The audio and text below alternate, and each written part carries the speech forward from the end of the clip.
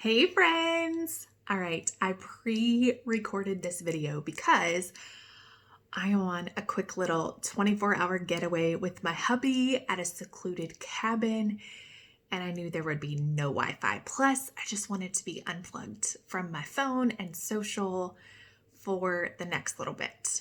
So I'll be back with you live tomorrow. If you're just joining us, I'm Kelly Thorne Gore. I'm a life and a business coach, but I'm super passionate about helping you create a life you love. We are going through Draw the Circle by, whoops, that's upside down. Draw the Circle by Mark Batterson, and we are on day 7.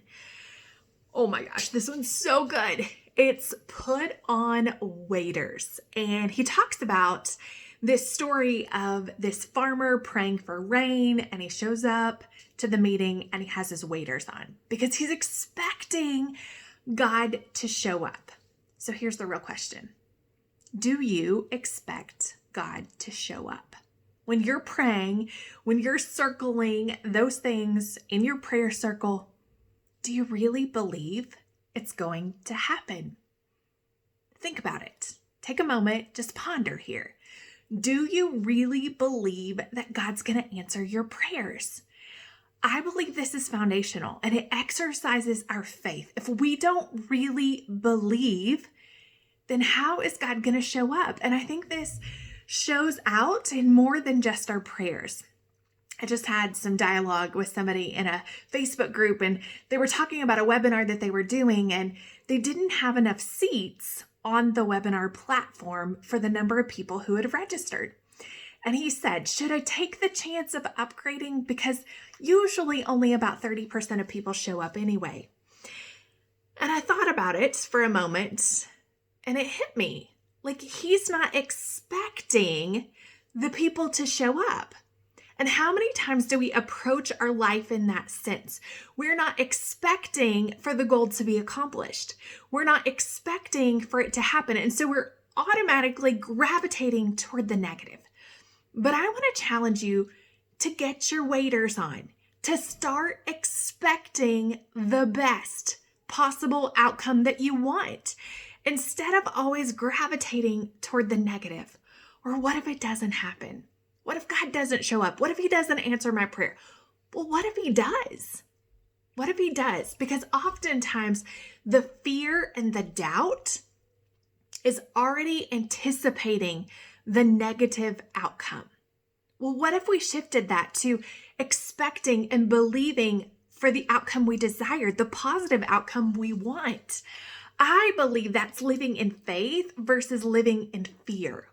Okay, here are a couple of excerpts that I want to share with you. So, talking to the waiter story of the man showing up in the waders, he says, if we genuinely believe that God is going to answer the prayer for rain, isn't that exactly what we would wear?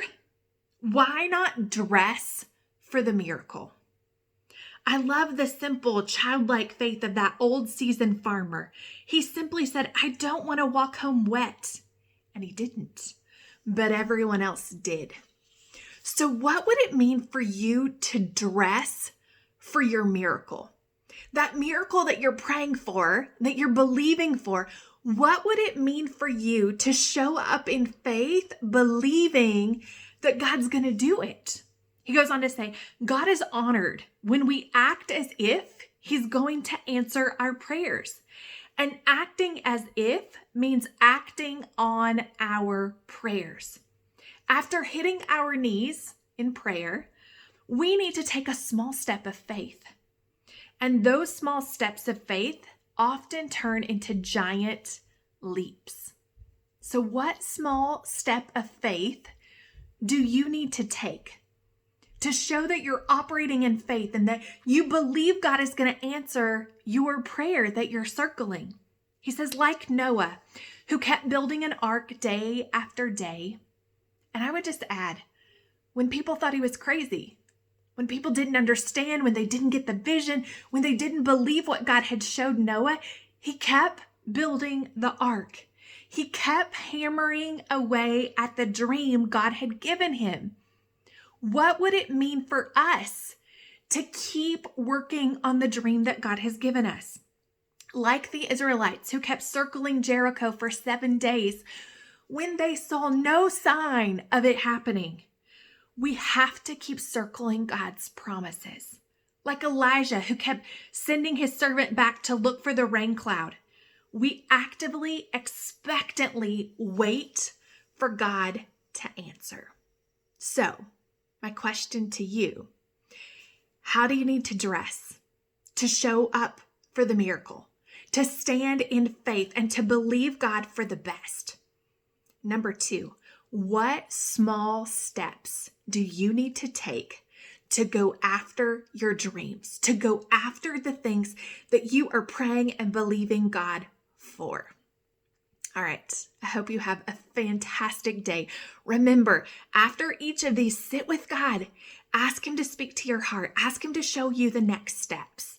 Lean into this time. This is our time to pray and believe and watch God do more than we could ask or imagine in these next 40 days.